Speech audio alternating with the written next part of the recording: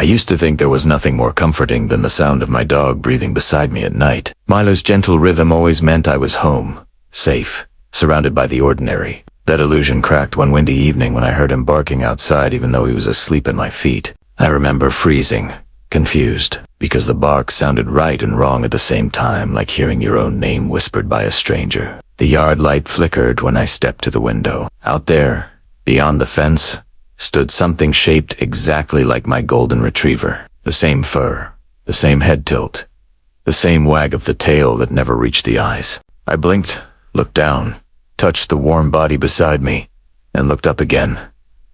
The thing in the yard hadn't moved, only its mouth had opened a little wider. The next night, the barking came earlier. I left the porch light off and peered through the curtains. The figure of my dog was closer now, right by the gate, perfectly still. Its fur shimmered like it was caught between shadows.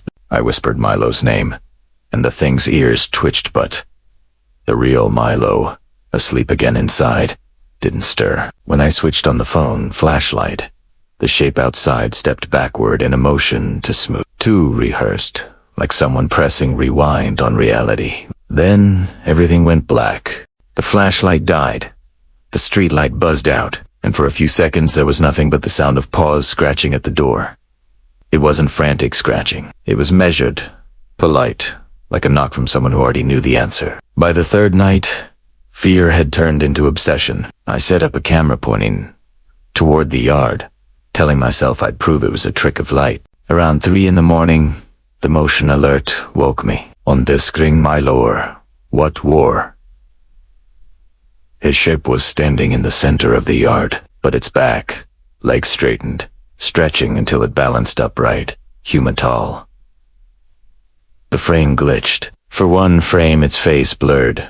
For the next it smiled with a mouth that looked drawn too wide. I remember whispering, "That's not my dog." And the thing on the screen tilted its head, like it heard me through the lens.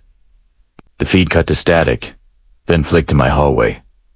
Camera something moving there, slow, confident, just out of focus. I turned my head toward the real hallway and heard nails clicking on the floorboards. Milo was trembling beside me, teeth bared toward the dark. That's when I realized it wasn't trying to get in. It already was. The sound came from both ends of the house. 2 sets of footsteps, mirroring each other. I shouted Milo's name, and both answered at once. One bark came from behind me.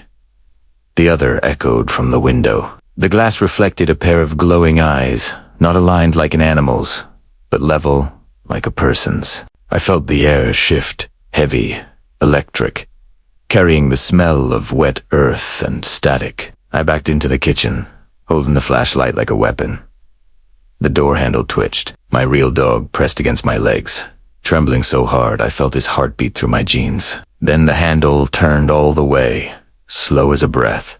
I slammed it shut and locked it. But in the reflection of the oven door, I saw a shape standing behind me that wasn't Milo. It leaned closer, its face a copy that flickered between familiar and blank.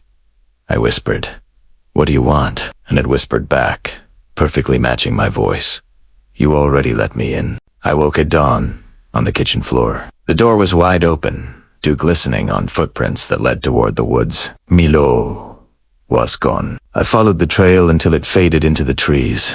Then I heard it again, that almost Milo bark, deeper now, echoing from every direction. Sometimes at night I still hear it, circling the house, pacing, testing the windows. I tell myself it's just the wind bending the trees, but then I notice the paw prints outside, always in pairs, one slightly larger than the other. So if you ever wake to the sound of your dog outside when your Rishuri S next to you, don't go to the window. Don't call his name. And whatever you do, never open the door. Because sometimes, when something that looks like your dog is standing in the yard, it's not waiting to come inside, it's waiting for you to step out. If you enjoyed this story, stay with the shadows a little longer. Another presence is already waiting. The next tale is whispering your name from the dark corner of the screen. Dare to click it. Before it clicks, you first.